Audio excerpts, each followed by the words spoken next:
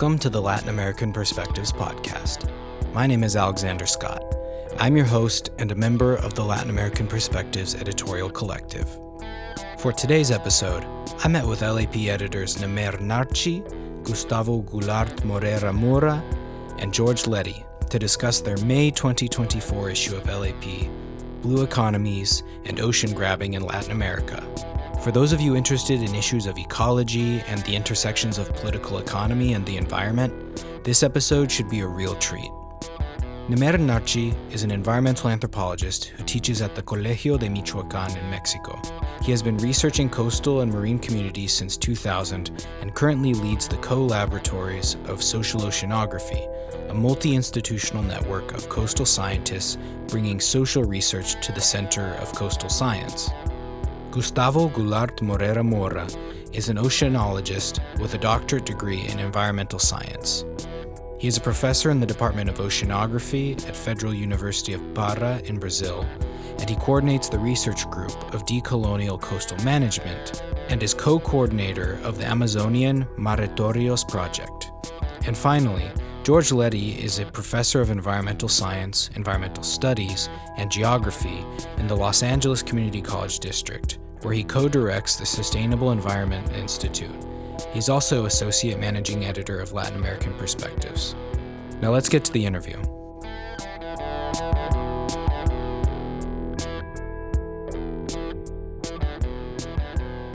Nemer, Gustavo, and George, welcome to the Latin American Perspectives podcast. Thank you, Alex. So much.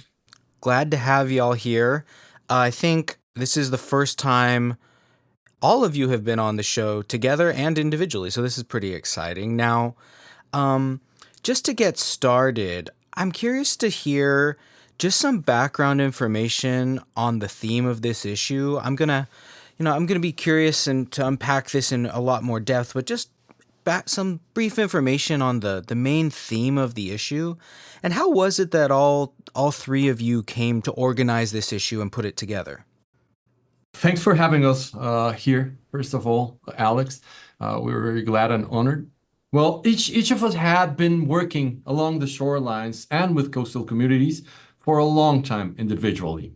And we have seen, also individually, first a gradual and then a very abrupt transformation of the coast in terms of the arrival of new actors and projects, infrastructure, and ways of thinking about what the coast is and what is it useful for.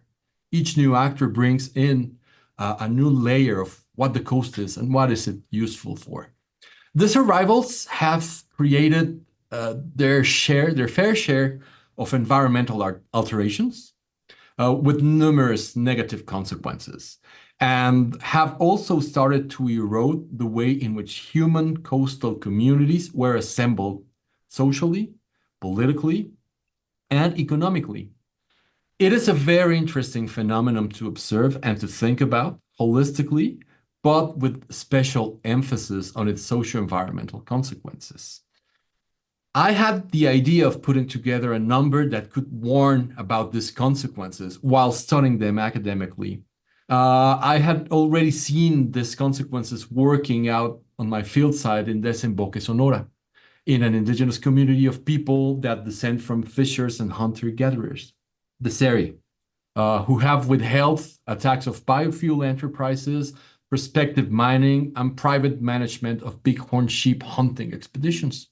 As such, I proposed this issue to Lab Collective of Editors and waited, I should say, for a big while. It was not the most typical of the issues proposed, I guess. When the project for a thematic issue was finally accepted, in one of the many exchanges I have held with Gustavo for 12 years or so, we realized there were many things in which our vision could benefit from the other, and he was invited to take part on the issue. George's participation should have occurred earlier, for sure, as his research has been related to marine and fishery issues for a great while, and he can talk a little bit more in depth about it. Because of his background, George was assigned as an editor for a bunch of our manuscripts, and his work and commitment were so deep and insightful that we then knew we had to offer him a spot as issue editor, and it worked wonders. That's all I have to say for now. I have to say I'm very grateful to Nemer for having invited me to be an issue editor on this issue, because my doctoral work was on larger scale commercial fisheries in the Gulf of California, also known as the Sea of Cortez to some. And these are the two very large commercial fleets of sardine seiners and shrimp trawlers in Guaymas, Sonora. So interestingly, my research was close to where Nemer did work with the Seri people that are directly north of Guaymas. And in fact, some of the most significant anthropology work I had seen I actually looked at both the Seri fishers and the Yaqui shrimpers. So there was that contrast between the large-scale commercial operations and the artisanal or coastal or nearshore fishers that are not always indigenous, but operate on a completely different scale. So this gave me an opportunity to, in a sense, revisit research that I hadn't done in a long time, given my faculty commitments do not sadly include oceanography or marine biology. But I'm very drawn to this issue because today, as one of my many hats, I'm the co-coordinator of the Sustainable Environment Institute of the Los Angeles Community College District, mouthful. And we brokered membership in the Southern California Marine Institute at Terminal Island right here in LA. They're a consortium of higher education, mostly Cal State campuses, but also UCLA and Occidental, and in our case as well. And we're affiliated with an operation here in LA called Alta Sea. So the idea of large-scale and small-scale research and projects jumped at me when I went to visit Alta Sea. I'm glad that Nemer and Gustavo used this term ocean grabbing, because I think what we're witnessing today is very akin to the enclosure in England way back when the landlords evicted the peasants and built hedgerows and kept them off the land. That was land grabbing. And in this case, there are some parallels, because often, as Nemer points out, the people most affected are actually the small scale artisanal fisher communities in places that are attractive to development capital. So you get what we might have called a Cancunization of the coast in Latin America. Mm-hmm. And so you find that places like Cancun used to be thriving fishing communities, and now it's huge scale hotels. So I, like Nemer and Gustavo, have a critical view of what's called the blue economy, or the blue revolution, all the terms that have been used now for 50 years to describe that push by modern agencies to develop marine resources. We've already started to touch upon a lot of the key themes that I hope to unpack here. Now, before we get into like a more critical political economic analysis, which George already started to do, which I love, but before we do that, let's lay some groundwork first, because I'm excited about this issue in a lot of ways, because, as Nemer alluded to, it's very different than I think a lot of stuff that's typically published in LAP. Although there is a sort of critical global political economic perspective, a lot of the times we're not engaged with issues of, maybe if not directly, issues of environmentalism or ecology. And so just to like lay some basic groundwork for the discussion, what is the blue economy approach? What are blue economies? What are these approaches to development? And might be some examples of blue economic initiatives that we could just provide for our listeners, just to give them some basic background information? Well, from the onset, the blue economy is not a bad idea. It is a long-term strategy that aims, allegedly, to sustainably use the ocean resources to promote economic growth, social equity, and environmental sustainability. It is alleged that it can create jobs and improve livelihoods, can promote gender equality, access to public health systems and human rights, can protect the health of the ocean.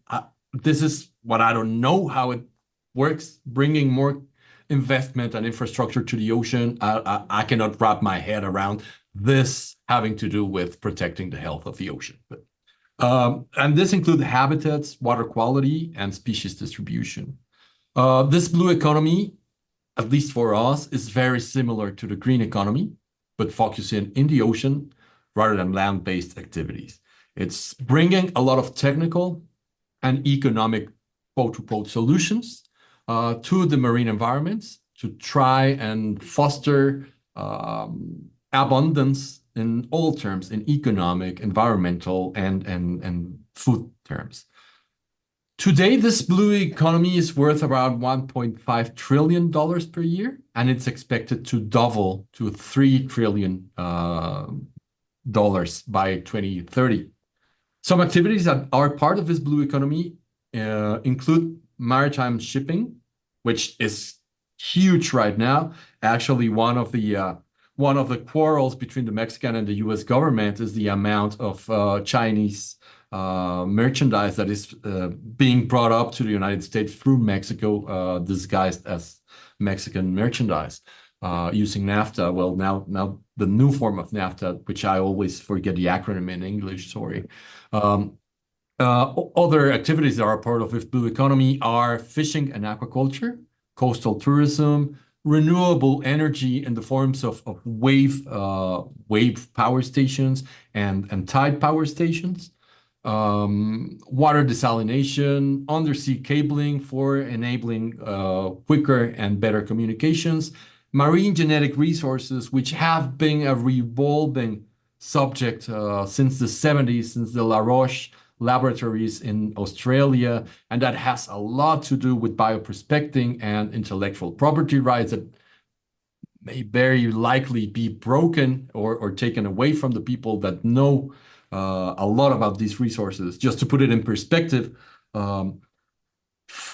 we have known marine medicines, and hopefully we can tackle this on another question, for at least 5,000 years. And there's a bunch of laboratories around the world that claim that these products, these molecules are new and are their development, but have been isolated and detected by indigenous people in coastal areas for 5,000 years.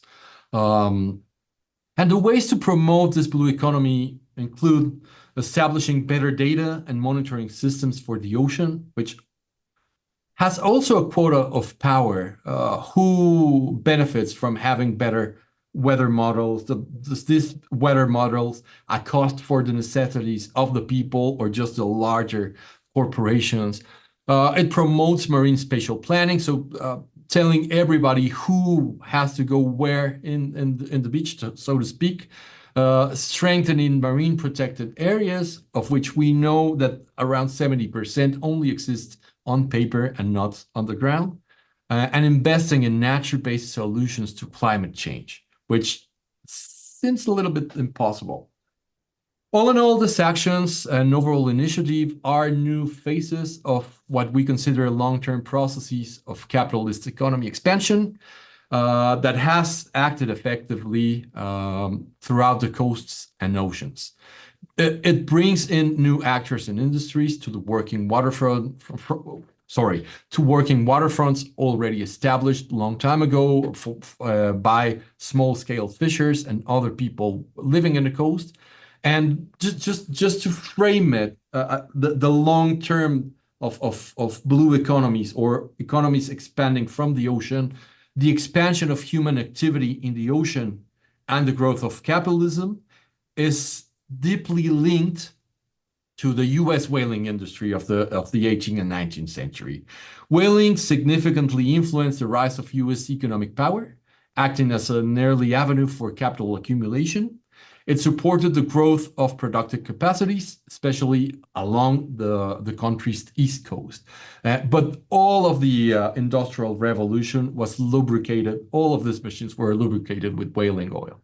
So you can see how deep in number of years this economic relationship with the ocean has been, and how unfair in terms of who develops and why they develop based on ocean resources. I don't know if my peers want to add something else. Gustavo, any comments, Gustavo? No, I don't have. Gustavo was preparing himself for a specific question in the end, I think.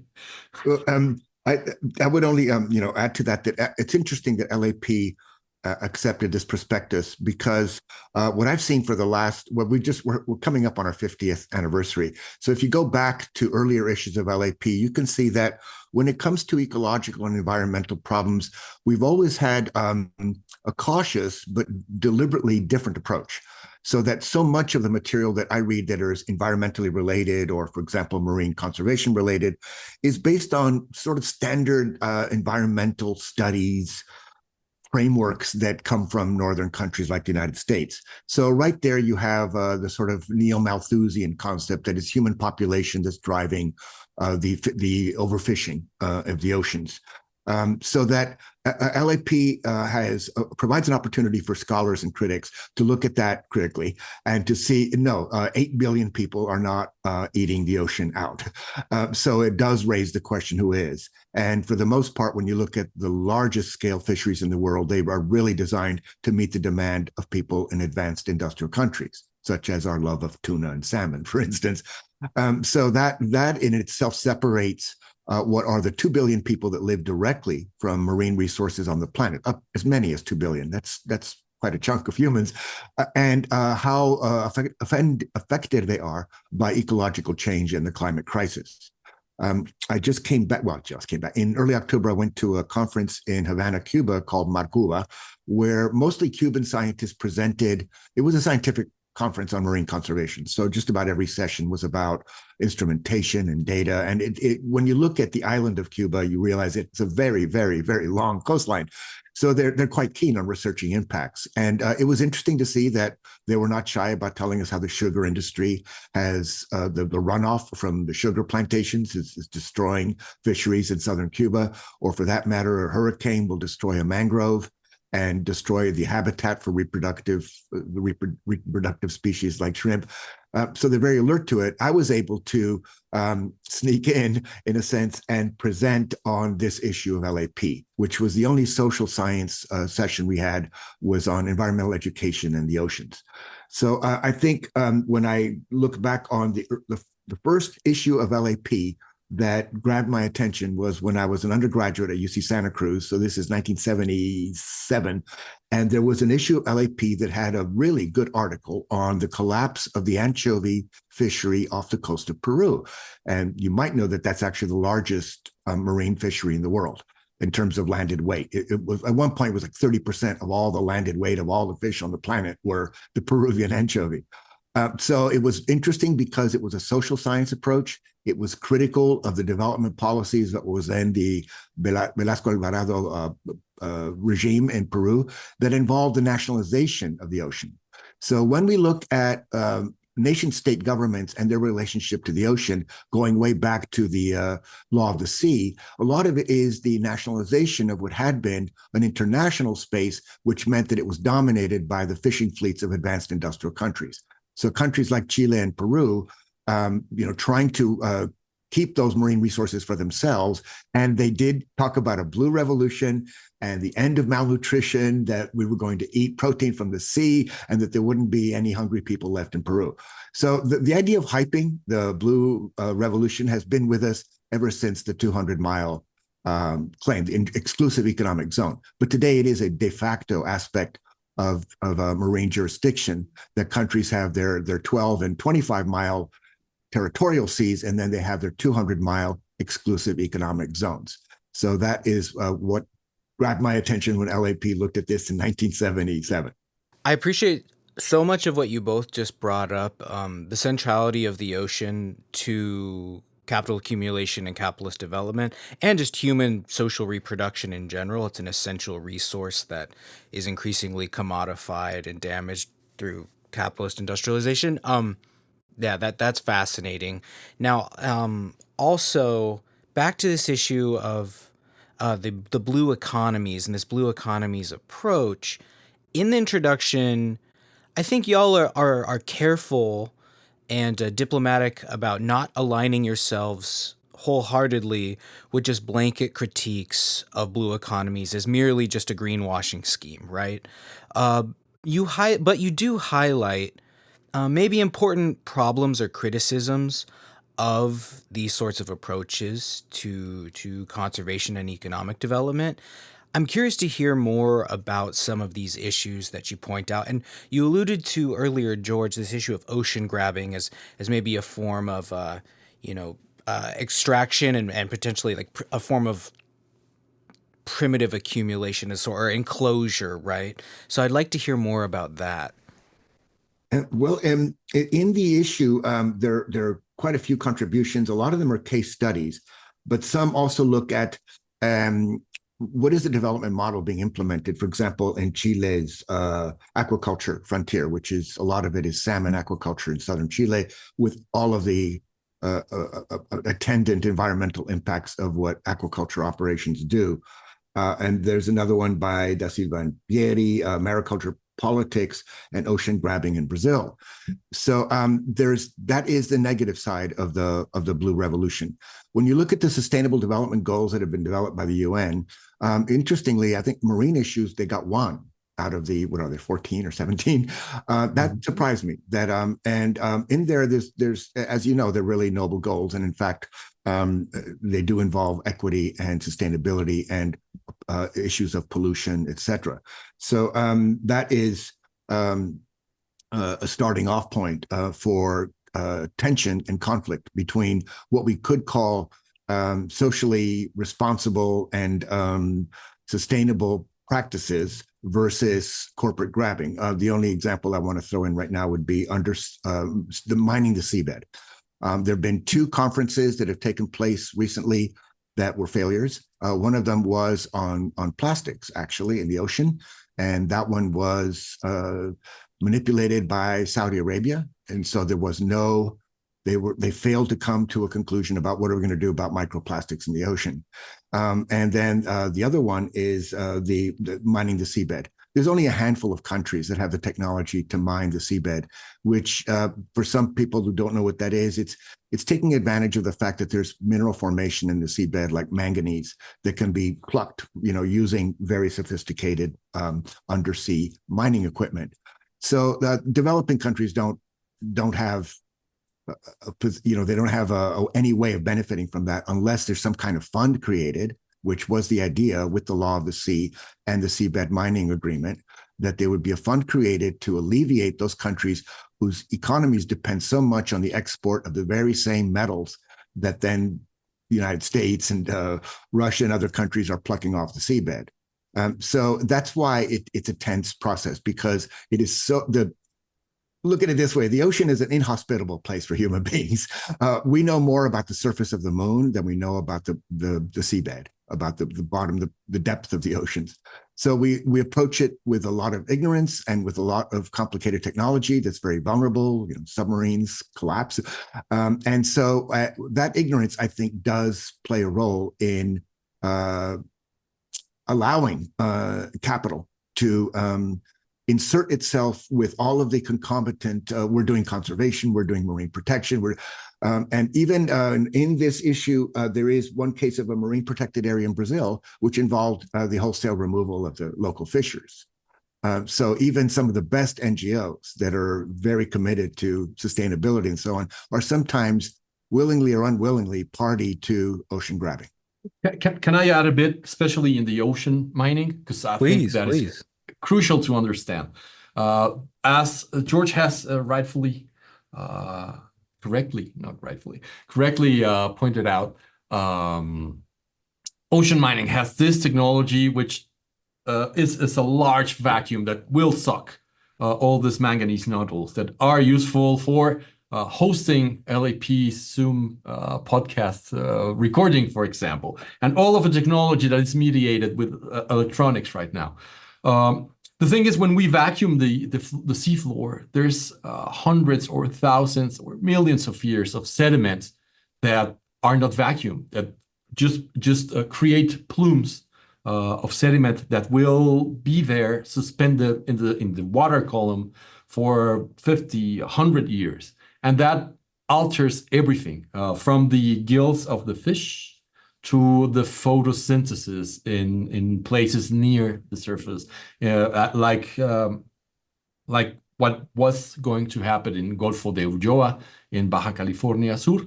It's a place where 75% of the fishery of the state, one of the 5 most important states in terms of fisheries in Mexico, takes place. And they wanted to make Minería Don Diego, this mining project that was going to leave sediment everywhere, and there was to be a problem with photosynthesis. In addition to that, I think we have to shout out to Nathan Bennett, to Stefano Longo, and to Mats Barbisgaard, 3 wonderful scholars that have written extensively on the use of marine resources from a critical standpoint, especially in terms of ocean grabbing, and just to not to try and chase our tails, but to close a little bit on the scales of ocean grabbing. George has pointed out that the most dominant countries can have the technologies and the economies to extract frames from the bottom of the ocean. That is something that is going to be ocean grabbing, from the most powerful to the least powerful privilege of the countries. But the scales in which ocean grabbing occur are many, and an ubiquitous example expanding all over Mexico and many other places in Latin America has to do with the right of access to the beach. Beaches, at least here, are federally owned here in Mexico and thus belong to every citizen. 20 meters after the tide zone, what we call the federal maritime zone, peoples and corporations can own the land. But this very first 20 meters, no one can. In spite of having right to access to the beach, every citizen can go to the beach. Supposedly, citizens should have a clear path to access the beach every 500 meters. Private owners ignore this fact, and they build their properties and expand into these paths and block accesses. So, therefore, grabbing and incorporating this to their property, obviously illegally, and this is what should belong to all, now as part of private property, due to grabbing and due to the lack of enforcement of laws. So this process can be extrapolated not only to the beaches and the paths to the beach, but to fisheries, environmental services, you name it, everything that happens in the coastlines and the oceans. If I could just interject, thank you, Nemer, for bringing that up, because what I saw in Guaymas and in San Carlos, the neighboring towns, was that the lands had actually belonged to what in Mexico was the reserves for collective farms, if you will. They were ejidos. So the land was tierra ejidal, and the government used its power over the ejidos to get the ejidatarios to surrender their land for building, in the case of very large marinas and hotel complexes that often involve either destroying an estuary, as it did in San Carlos de Guaymas, or also clearing mangroves, which are critical habitat for the reproductive cycle of lots of species. So that is, what Nemer points out is sometimes you do have safeguards in the law that do, for example, here in California, we're I think the only state in the United States that also has a guarantee of access to the beach by all Californians. And it requires easements. So you cannot close off access to the beach. Even if you own coastal property, there has to be an easement. And those are the big battles we have in Malibu, but all the way up to Santa Cruz. It's a battle for people to guarantee that. Interestingly, it's surfers who often are the first ones to complain that there is no easement, and they'll even, Surf Rider Foundation will file a lawsuit, and there's big battles over that. So we are unique in California in that we share with Mexico the idea that anyone who lives in Fresno should have a right to go to the beach. But you look at states like Florida, and the beaches are private. They have cement walls. They have barbed wire. I mean, it's, big signs, private property. It's a crazy idea. You could privatize water, but they do. So that is yet another example of what were the legal frameworks that either allow people access to the coast or fail to, and you get the quick development. Last little bit was that during the presidency of Carlos Salinas de Gortari, the Mexican government, in a sense, rescinded Article 27, which was, among other things, reserved certain species for these cooperatives, whether it was shrimp or shellfish. And by lifting that, then the government made it easier for capital to, in a sense, penetrate those sectors of formerly reserved species. Fantastic.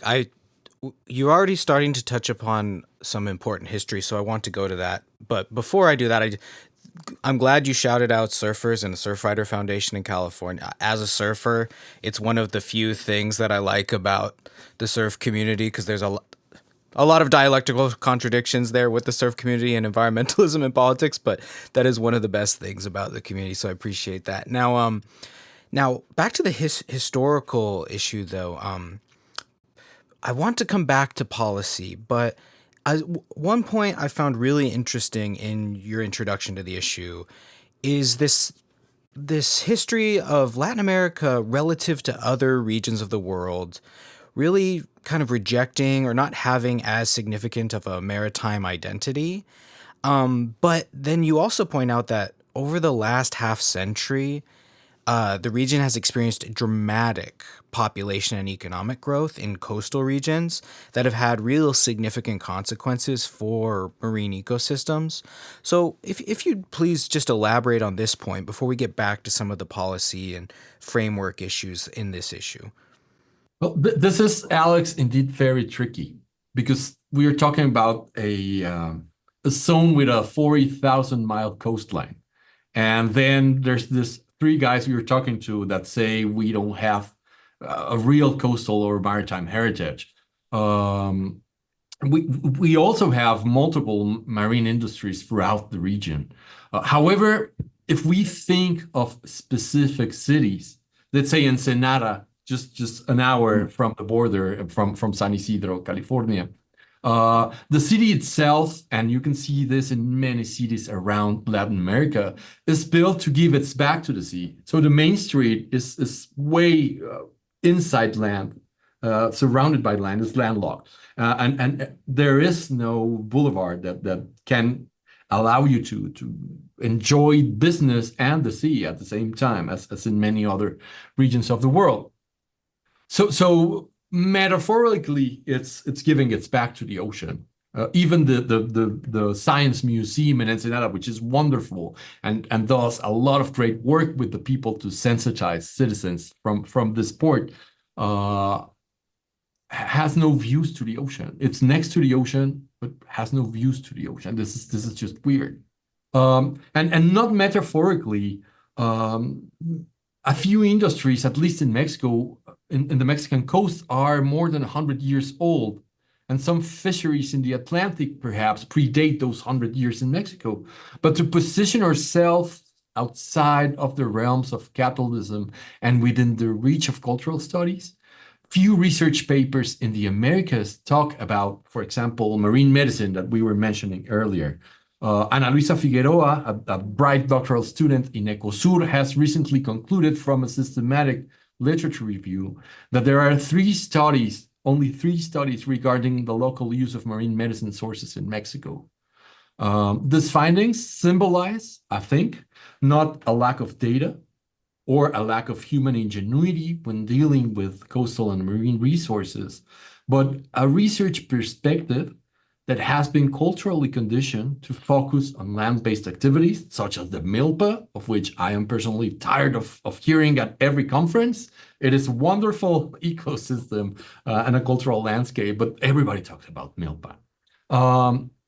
And we have constructed then this ideary, this imaginary of land-based cultural heritage without looking at the coast. Everywhere in Latin America, I think, perhaps except for the Caribbean states. In terms of capitalism, the introduction of our issue talks about this culturally bounded approach, first from a historical perspective that dates back to the colonial period, when Spanish and Portuguese empires, despite their marine dominance at the time that was overthrown by England later on, established relatively few deep-sea ports in the region. This included, you can count them with one hand, La Habana, Veracruz, Cartagena, Portobelo, Acapulco, Callao, Recife, Salvador, Sao Vicente, and Santos, and that's it. These ports were not useful in maritime in a maritime sense, but served only as ocean bridges that allowed to transport this extracted merchandises between the colonies and Castilla or Portugal, including those colonies in Asia, the Philippines, and now the China. And needless to say, there is a centralist tradition in Latin America. Look at our capitals. Bolivia lost the sea 100 and something years ago, but their capital is the highest altitude capital in the world. So you can see the centralist tradition in Latin America that it has invested all of this, so to speak, landlocked elites with capacities to decide over coastal areas, which they are not very familiar with in terms of livelihood, of production, and of resources. So we think that as a result, Latin America has not established itself, obviously, as a maritime leader. However, as you mentioned, between 1945 and 2014, this region's coastal population grew substantially, and it increased from figures we have in this introduction, from 20 to 180 million people. It's a lot.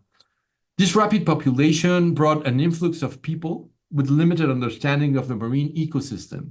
And we don't have all the data to prove it, but much of this diaspora, of several of these, had to do with economic depression and people going to places where food could be found easily. So when you get people to these new places that have no idea of the ecosystem, no local ecological knowledge of how things work out, and then start going after food as they should, because it's not good times in economic depression. This leads to unsustainable exploitation and more rapid degradation of marine and coastal resources. I think that is, in a nutshell, what happens in Latin America. I don't know if you guys want to add something else.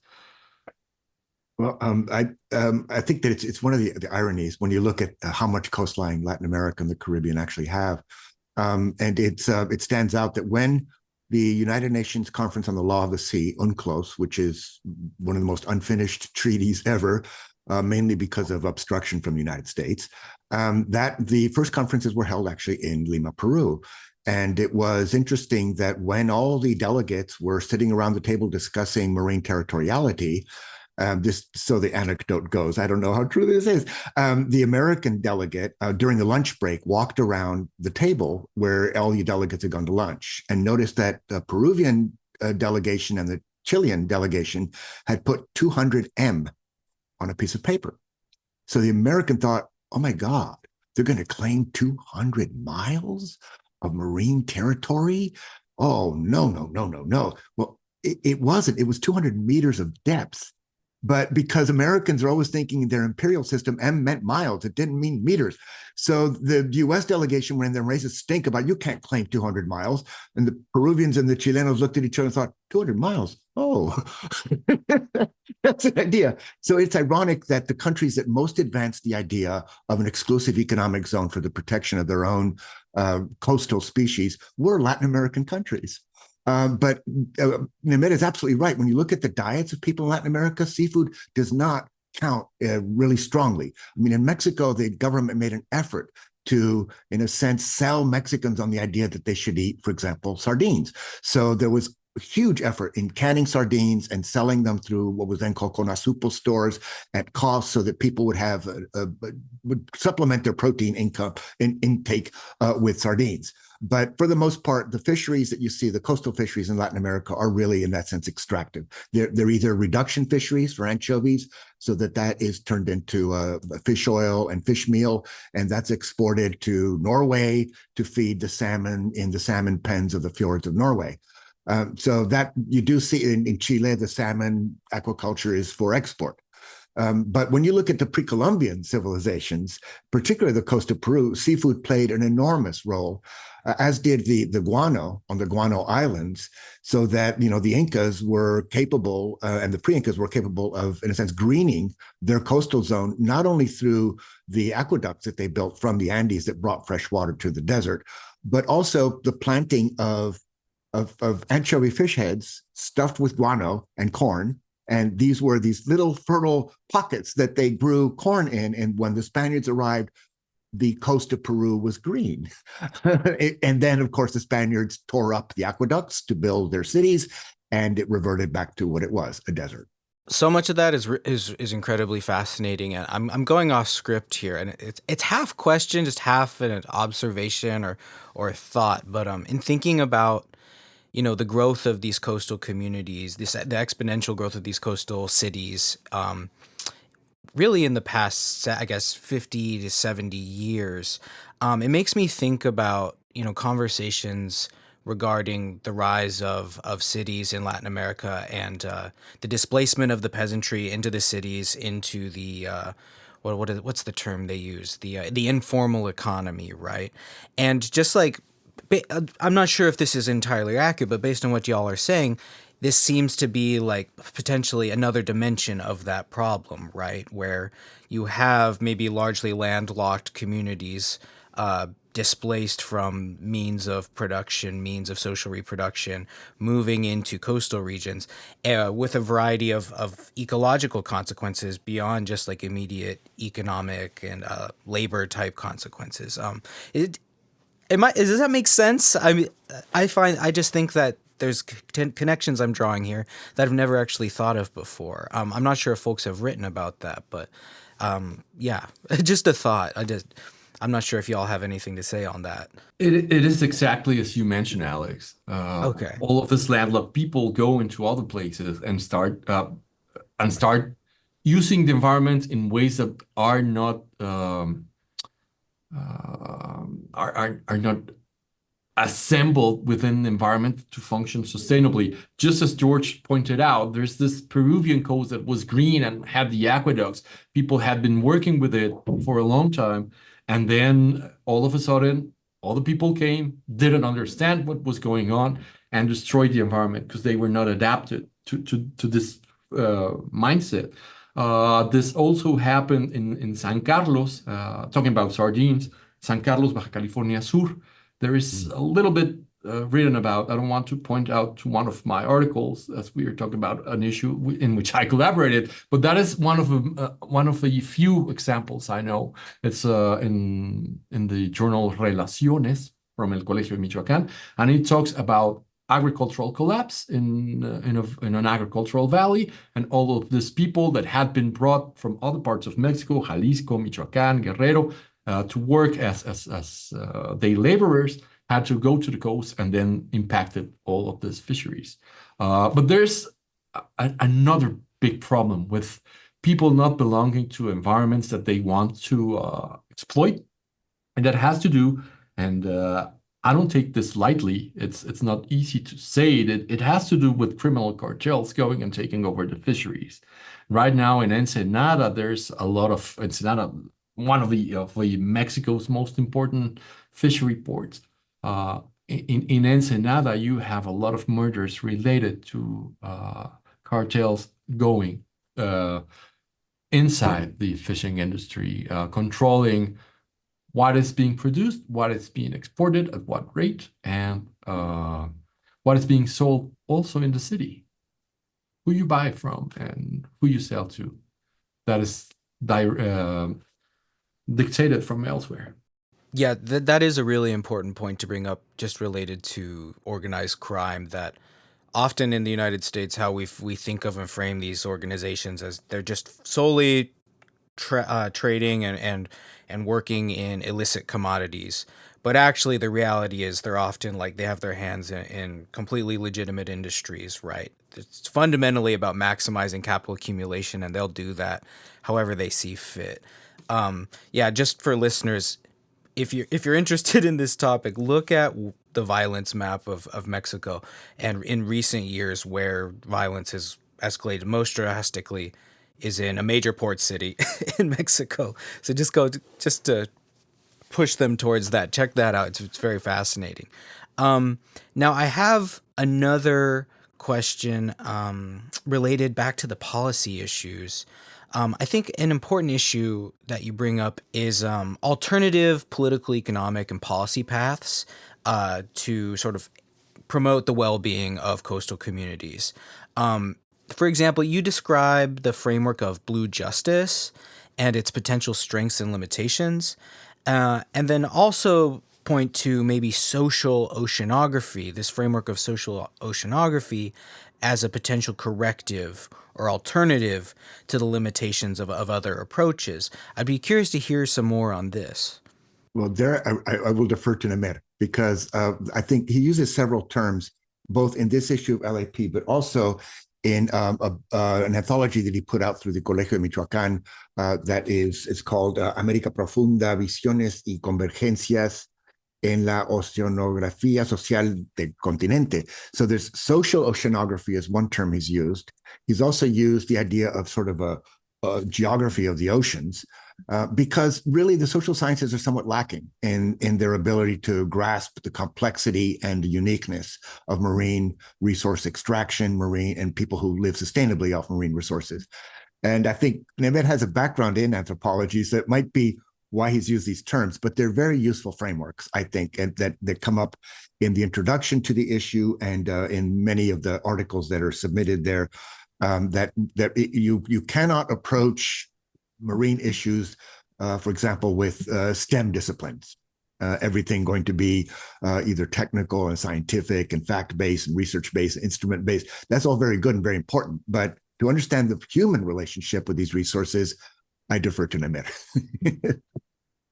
Well, I have to say first that this is a question that will better be answered by Gustavo, not to keep deferring, but before that, the term social oceanography emerged simultaneously in many places. Two of those places are Mexico and Brazil. Talking with Gustavo, we're two of the developers of this framework, and has also been adopted by colleagues elsewhere, like Christine Vital, the co-editor of the book that George has already pointed out. So I don't know, Gustavo, if you want to tackle this question, social oceanography. I think that is better you talk about that. I am not secure about my English.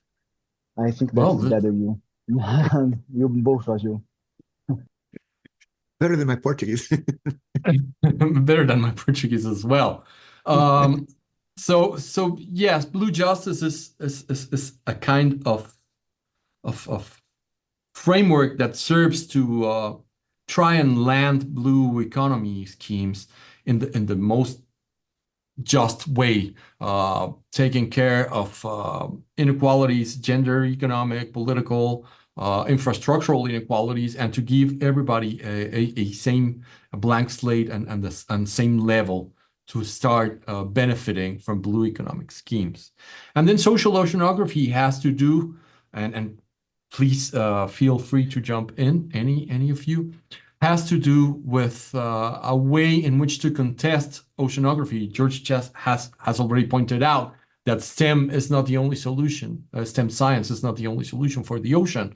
And in a traditional way of looking at oceanography, you have chemical, geological, biological, and physical oceanography. And where's the people? Where are the social processes? What is happening to the political realms of things that happen in the ocean? So we have created and then adopted this term to start talking about this processes, from people organizing in a pre-industrial community and building up their entire livelihood and cultural schemes, and bringing those up until today, trying to resist every single aspect of other cultures that are interfering, starting with diet and diabetes and all of that. And then other things. Why, for example, I was talking earlier about better meteorological models. So weather and climate are being predicted with sea surface temperature, atmospheric pressure, but none of those variables are significant to the fishers or to the agriculturalists that are next to the shore. So what are other things other ways, other variables that help people live and thrive in coastal environments? That is part of what social oceanography does and what social oceanography is interested in digging about. Yeah, one of the things I noticed when I was in Guaymas was how important the spatial distribution of fishing communities is to their political power. So that when you look at artisanal fishers, small-scale fishers, they are like peasant farmers. They're quite atomized and they're spread out over greater distances.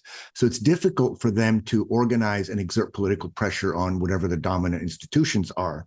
Contrast that with the commercial, large-scale commercial fishers that might tend to live even in well, in the case of Guaymas, it's the neighboring city of Empalme, which is not in the same jurisdiction municipally. It's a different municipalidad. And that's where all of the shrimp and sardine fishers live.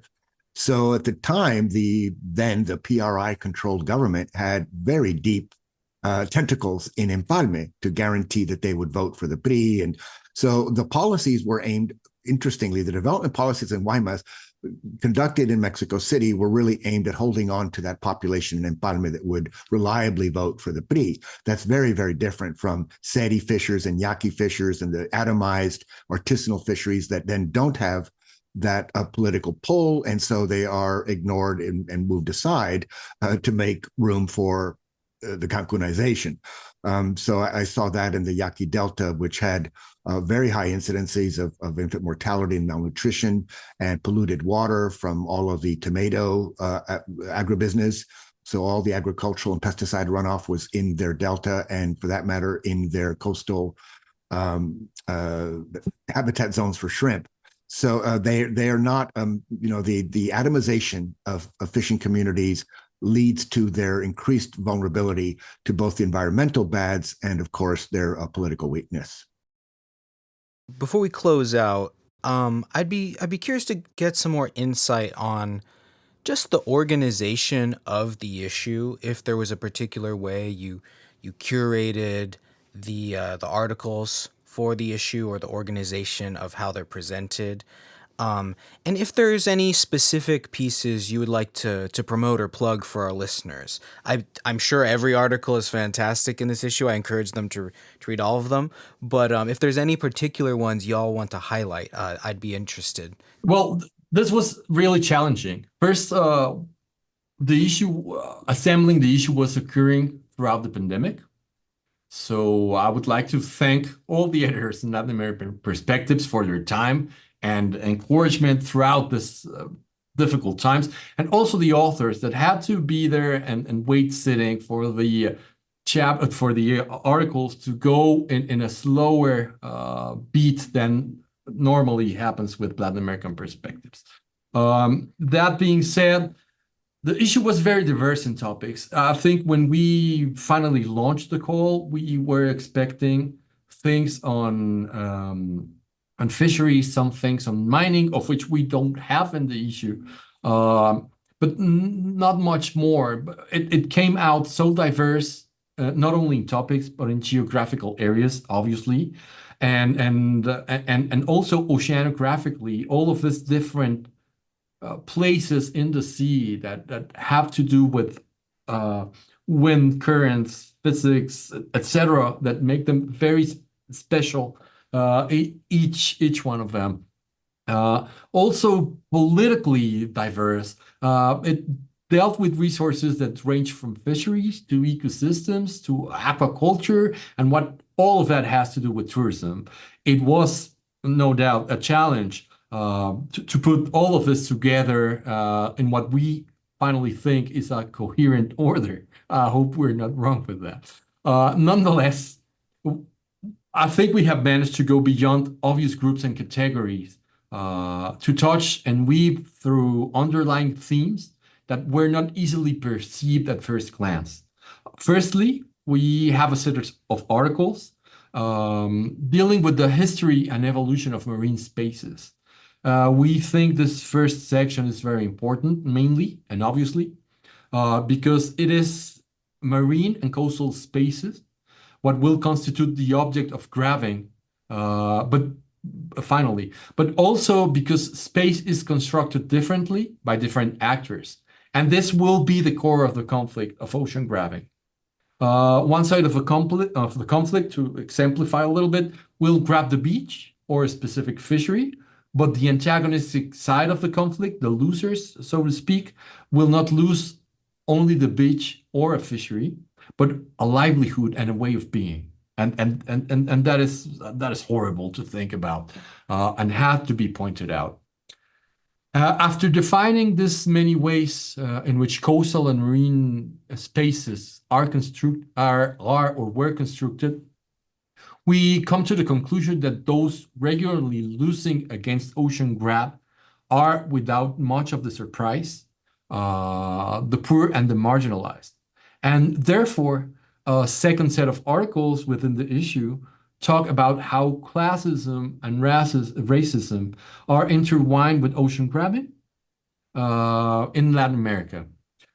From the possibilities or lack of them of Afro-Colombian communities in the Pacific to face blue development, to other topics like how agricultural enterprises downplay socioeconomic and socio-environmental tensions by labeling these tensions or these processes as uncertainties, all the way to the displacement of small-scale artisan fishers by mariculture projects, by large-scale mariculture projects. This set of articles tackle the core cruelty of ocean grabbing, I think, personally. And finally, there is a third set of articles. And in spite of the ominous future sketched by each case studies within the issue all the way until now, we wanted to close the issue with some hope for the future, some hope for social and environmental victories, being thirsty about having those. This set of contributions emphasize resistance strategies, the importance of coastal identities to resist deterritorialization. That is a word that I struggle with every time in English, but I managed to get it. And the vital role of social movements and civil society organizations in advocating for fishing community rights and interests, while promoting alternative models of development centered on sustainability and, well, obviously, social justice. I have something else that I may add, but I want to hear my peers first, if that is possible. Well, I think Nemer just touched on a very important issue that I was dealing with in my own research so many years ago, which is that to the extent that state agencies and those kinds of legal jurisdictions devolve power or organizational power to local people, the chances of developing something sustainable are increased. To the extent that it goes the other way, that it's a top-down decision based on sort of national goals, including good ones like let's improve the nutrition, then it wrestles away from local people that control. The example that's a lot of people in social fisheries look at is the lobster fiefs of the state of Maine, because they are atomized, they are spread out, but they've organized themselves in such a way as to protect the resource, eternalize the resource, which is lobsters, so it's big money, and to limit the amount of vessels in the fishery, to limit the size of the catches, and they do it all themselves. The state of Maine could never develop a state agency that could begin to approach the level of management that the local fishers have developed. So that's a very important issue. And I think also the political support. There is an article, I'm going to go from my Portuguese here, Estratégias de Resistência da Pesca Artesanal na Luta pelo seu território no litoral de Paraná, Brasil, uma proposta de categorização. And it's an interesting case study by Mafra and Acevedo, because as we were mentioning earlier, there are actually interesting coalitions there between, yes, surfers and artisanal fishers in resisting the what are the well-intended conservation measures in the state of Paraná in Brazil. I think that to the extent that there is education and awareness about marine issues that is growing because of the climate crisis and the like, and sea level rise, we actually have an opportunity to broaden the political support for a defense of the ocean territoriality that people who live directly from those resources require. Great. Nemer, you wanted to add something? I want to add a lot of things, but I don't think we have the time for that. Well, yes, first I want to mention which one is the article I think it's most significant for me, and my heart is split into two. One is Gustavo's, which talks about a very orthodox way of doing oceanography and how that becomes a weapon of the state to impose realities upon peoples in coastal settings. That is an article that has a wonderful and deep theoretical thought behind it. And then another one, Christophe Grenier's article on the Galapagos Island has this wonderful concept. My adscription is with the Department of Human Geography. So talking about this concept, the geographical opening, it's very enlightening for me. And I want to bring this to my students in the environmental geography class next semester, to know that there's places isolated from the world, and like Galapagos Island or any other island within the middle of the Pacific Ocean, or mountains. You can apply this to anywhere. And there is capitalist actors wanting to open that up for capitalism by developing transportation routes, infrastructure, a plan for tourist colonization. That is enlightening in the way that I can imagine how the capitalist agenda starts constructing a way in which they can alter the natural essence of places, if there is such a natural essence, which I think there is, but it's up to debate.